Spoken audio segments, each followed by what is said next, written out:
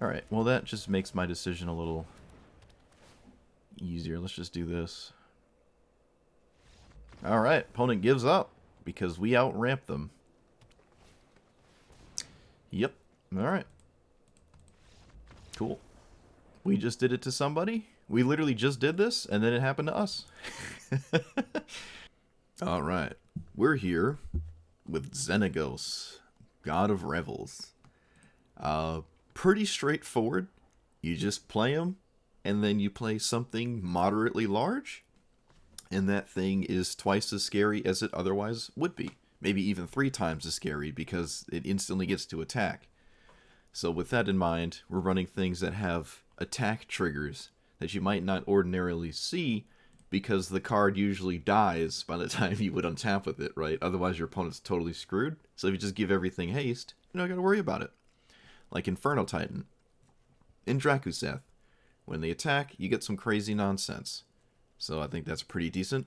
We have hard to deal with threat like Rekindling Phoenix. It's also evasive, so if they kill it, maybe they can't kill it again. 2 removal spells on a single creature is never a place your opponent wants to be anyways, so if it eats 2, that's great.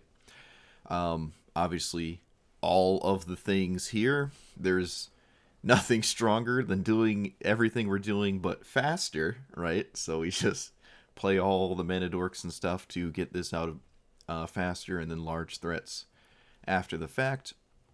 We could run Nylea. I'm running Hazaret as like my indestructible crazy threat, same with Colossus, but you could probably run Nylea too. Anything that's indestructible is just gonna be very problematic, just like our commander. Excuse me. So Devotion, there's a reason for Devotion. Xenagos can just swing himself, right? As long as Devotion, I think it's 7. Yeah, the 2-colored ones are 7, and the mono-colored ones are, I think, 5. Hazaret might struggle to, swing sometimes when we get like 3 giant creatures in our hand we can't cast. Might happen a couple times, but we can always just discard them. Regardless, I think it's just really good. All we really need is just 1 threat.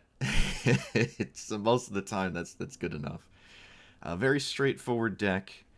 I'm not running manlands. I guess you could run Lair of the Hydra because it does get twice as scary, but that's kind of late game, and if your opponent's still alive and you're relying on your manland to kill them, you're probably not going to actually kill them. So I'm not going to try that. Helena's more of a win more card, in my opinion, but it's decent. I like the ability on it. It can double up and stuff like that. But if it was our singular threat, we'd kind of wish it was almost anything else. But even still, we're just looking for like 1 threat. We don't have that much card advantage. I just have these 2, the 2-minute draw 2s in red, the Pauper nightmares, the nightmares in my Pauper experience. But they're just really solid, so we're gonna try that. Troll King can recur himself at least once, so that's decent. Some of these things have hexproof. Wormcoil Engine leaves something behind. I don't see a reason to run Rhythm of the Wild if everyone's playing counter spells, and I feel like I'm needing to avoid that more. You can try that, but as it stands, not really. We're just trying to play Xenagos and then play something else, and then kill our opponent. So we'll see how we do. Like, comment, subscribe. Here we go. Oh no, our opponent's probably going to show us how it's done, huh? Surprise is the first time I bumped into the mirror. Oof. Alright. Well, hopefully we have an actual game and I draw decent here. Is this better? Oh, this is better. Yeah. The worm could turn the tide here. Being on the draw, this could turn it around. Hopefully, I don't know. I really need them to not have a turn 1 play, though, would be ideal. Nope. Not only do they have a turn 1 play, they have the best turn 1 play. So, I guess we won't really have much of a game if they're able to capitalize on it, and they are, so, yep. Okay, they didn't capitalize on the Provisioner that much. Bloodbraid Elf, that is extremely strange to me. Opponent's putting on some pressure, I guess, so it makes a bit of sense. I don't know. Just seems weird. Questing Beast? Can block pretty well. No, let's just double up on these, and then I can Ravager Worm something at some point. Wait, why did it let me... Oh, I only had 2 green sources. Okay, I was about to say. I feel like I didn't have to take damage, but I did. So, whatever... They're only swinging for like 6 here, right? Or I guess it's 9, actually.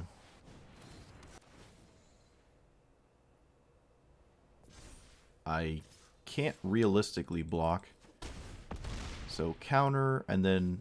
So I need them to not have a giant threat, but that's just how this game is going to pan out. Okay, this is slightly better, I think? Maybe it isn't. Maybe I need the actual, like, blocker here to survive. No, we're just all in. I don't care.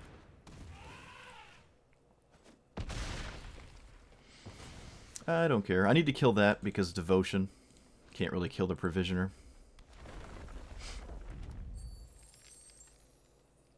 You have the massive evasive threat I can't answer? That I can't seem to ever draw?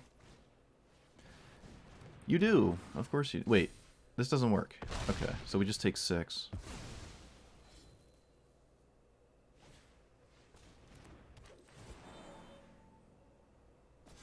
And then I can Ravager Worm this, and we're back to hoping they don't have anything.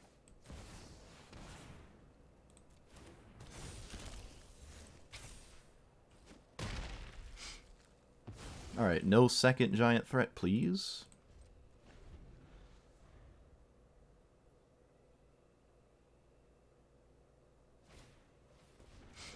Opponent drew all of the 1-mana dorks. Alright, we may have stabilized. I don't know. 1, 2, 3, 4, 5, 6, 7. So I do have Devotion. I think it's important to get an indestructible creature in play right now so I can block whatever massive threat my opponent potentially could just throw at me. And I don't see much merit in not attacking. We have blockers for basically everything. We're not dead to a 1-1, so... And I have to actually kill my opponent at some point, so this makes sense. Alright. Doesn't do it.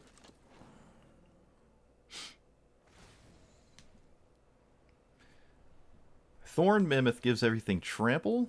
Might be able to kill them. They can't really block. This is 16 power.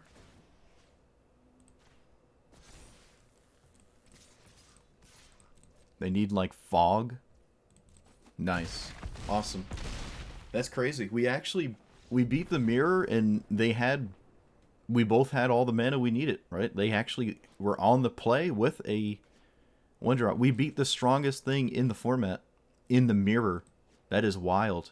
We just had to answer Bloodbraid. If I played the Worm instead, Kogla would have survived the fight, and then I'd have to, like, throw the Thorn Mammoth at it, which would have been really bad. But if I did go that line, this Worm would have killed something earlier, so it kind of would have been a little bit of the same. No, actually it wouldn't have, because this would have survived, and it has haste, so it would have hit me for 12, I think. I don't think I had a Mana Dork to block it at the time. Maybe I did. I'll have to look and see. But yeah, we beat it. They had they had triple 1-mana Dork. We kept them off of Devotion too, but at this point we had an indestructible blocker. That was a neat game for how fast it was. That was pretty cool. That was pretty cool. GG. There's not much I could do about that one, but that Gandalf one, that was so in the bag. Wow, no mana. No mana source. That's crazy. Or additional mana source. You know what I mean. I think I can't keep this then. Yeah, I don't... Again, no mana source. Wow, that's... Wow. I think half my deck is ramp. I think I have to pull it. I think I have to send it back. Shoot. Now, when you say commander, I'm sure you mean, Not sure what you mean there. Actually, do we... Okay, we can probably just put a land away here. Is that right? Could put away a mana dork, because we go 1, 2, 3. We don't have the room for that in the curve here.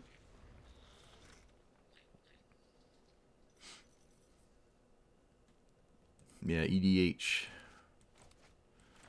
I foiled out my 4-color Omnath deck, and then everybody I know stopped playing Commander, so... Whoa, that is an ugly... That hurts my eyes. What is going on here? Some sort of graphical error? That's weird looking. Hopefully that's not a recurring issue. That does not... That does not look good on my eyes. Does not feel good. That searing red. Okay. Get 2 Mountains. So do we play Xenagos first, or we just play one of our, like, threats to go with it? I guess we just play Xenagos first. Because then everything past that is, like, super spooky. Could just... Well, actually, I don't have the triple red, so I can't do that. Ooh, opponent. Ooh, little slow there with a ramp. Alright, we get to sauce him for 2. That's pretty cool. This is also a 3rd red source. My opponent has a 1-minute instant, but I know it's a green spell, because they could play it turn 1. If it's like Veil of Summer, they're going to feel kind of dumb.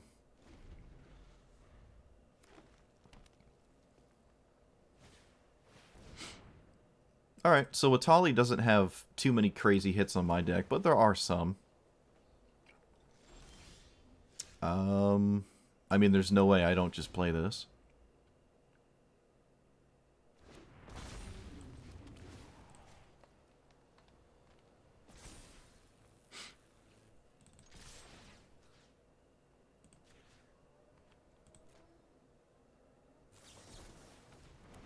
Okay, well, that doesn't do anything. And you're dead. Cool.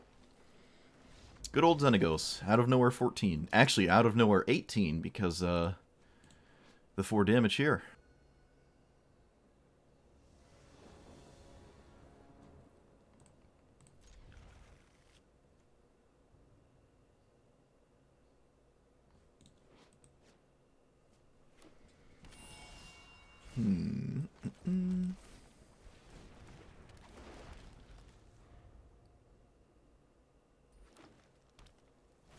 Awkward cultivate, but still gonna cast it. Do I get 2 red sources? I might. Yeah.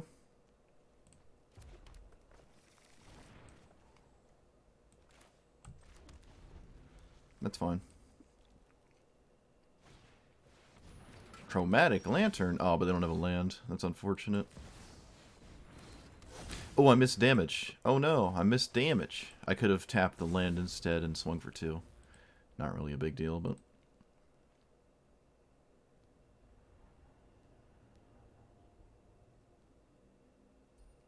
Green is so powerful, you just keep the hand with the Minidork, because there's nothing else to do. I was kind of hoping they would just play their commander. They did not. This does not kill anything except this, which is not terribly exciting. But I guess it's better than all my other choices.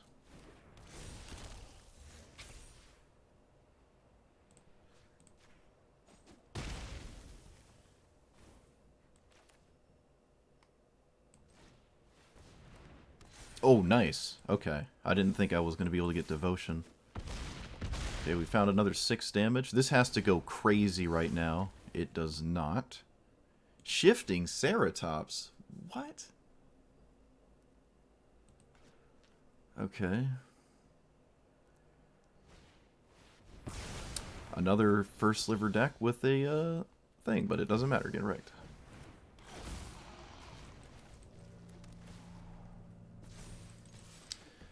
Yeah.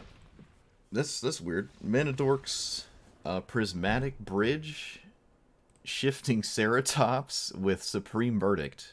You can't cascade into sweepers, or you don't really want to if this is your plan, these cards out. That's a little goofy, huh? Like, okay. You gotta do what you gotta do, I guess. But yeah, this is the problem, right? You cannot rely on sweepers. This is actually the power of Xenagos. You can't rely on board wipes, because Xenagos doesn't die to him, and then any threat you play is just going to slam into your opponent's face, because they all have haste. Keeping up with mana. Just stone cold, nothing matters but mana. Speaking of mana, this is one of those hands that's like super good, but it doesn't have a threat. But we have, I think, 15 to 20 in our deck, or more than that actually, so it's pretty likely we find one. This replaces itself. Yeah, alright. I'm on the play too. It's hard to pass up a Gilded Goose on the play hand like this, even if I'm not really using the goose.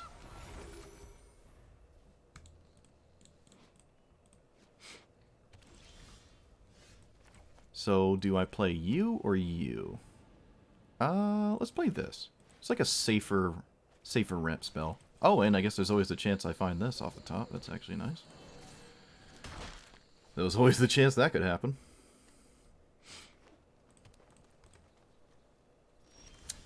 Alright, so do we... Yep.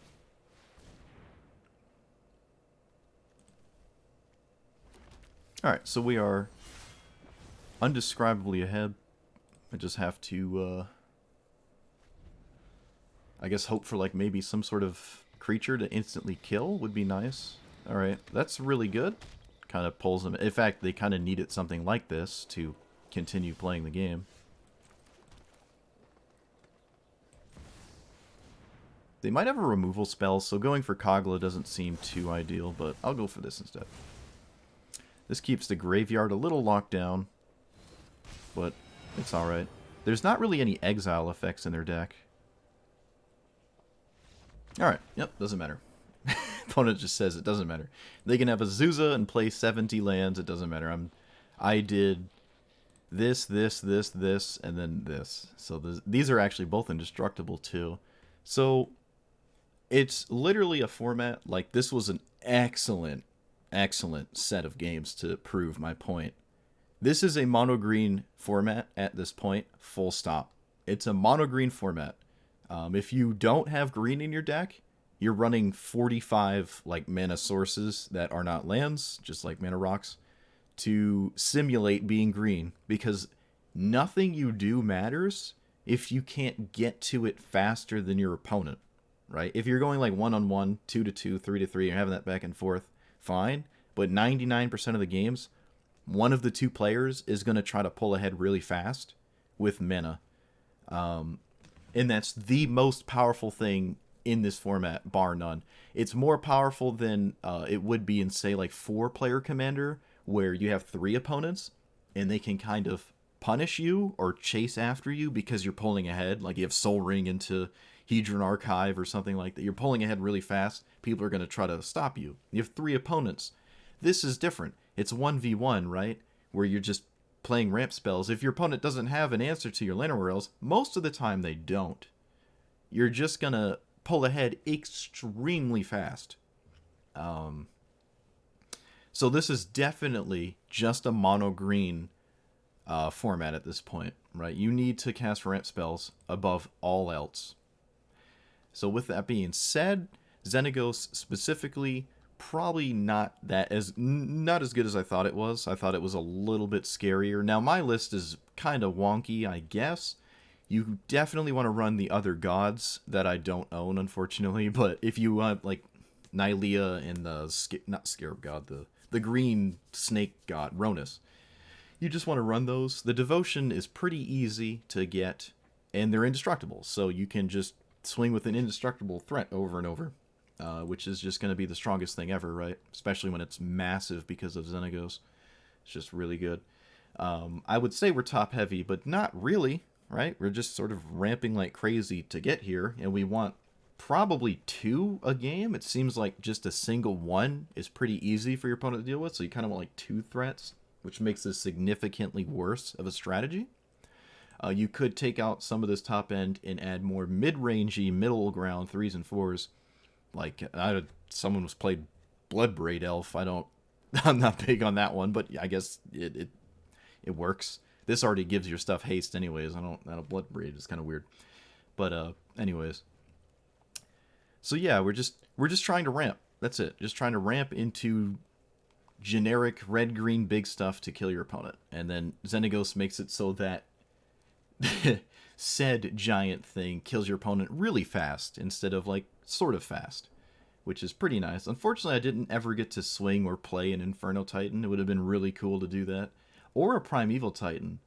I had this in hand a couple times, but every time I did, it was probably the worst big threat in my hand, because I'm not really capitalizing on any more mana after the point I can cast this, which is kind of the weird part about Primeval Titan. If you don't have any lands that are crazy, Primeval Titan's not really that good. I don't need more mana past 6 mana. Not really. It's not that important. So it is what it is. But if you can get haste and you can get 4 lands out in the turn you play it, it's pretty cool to do that. It feels nice, but again, it's not really that useful. Anything else to say? The Goldspan and Glorybringer were a little bit weird. Like, I never got to use Glorybringer in a useful manner, so maybe this could be something that's just better. It is a flying evasive threat, which means it can fly for 8 at some point out of nowhere, which is really good. But I don't know, maybe there's something else to that. You could take out probably half of these big threats and add burn spells and naturalize effects and just make it so your opponent cannot ramp it ahead of you, right? You're just blowing up their mana rocks and you're killing their mana dorks. So you're still kind of maintaining parity while still pulling ahead yourself with your own mana dorks and stuff, assuming your opponent isn't doing the same thing. And that's a way to do it. So there is like a different way to play Xenagos and have a similar outcome that would respect what your opponents are doing, to be more interactive against what you should expect to play against 90% of the time, which is mana rocks and mana dorks. So if you can answer those and just trample over them, you're in a pretty good spot, I would say. And maybe not, but I think it could be slightly better than this. Maybe there's a happy middle ground somewhere, and it'd require more playtesting and stuff, but you know, you get the gist of Xenagos. I'm sure anyone who's played this format has seen it plenty of times at this point anyways. Though I would say Atali is probably better. I didn't think so, but I actually now do. I think Atali is probably better than Xenagos. So if that's your type of thing, I would advise Xenagos. I would advise playing Atali instead. But I wanted to try this out because, well, I owned it, and I hadn't played it yet. But let me know what you thought about this list. Like, comment, subscribe, and I will see you guys next time. Thanks for listening to me rant for 20 minutes.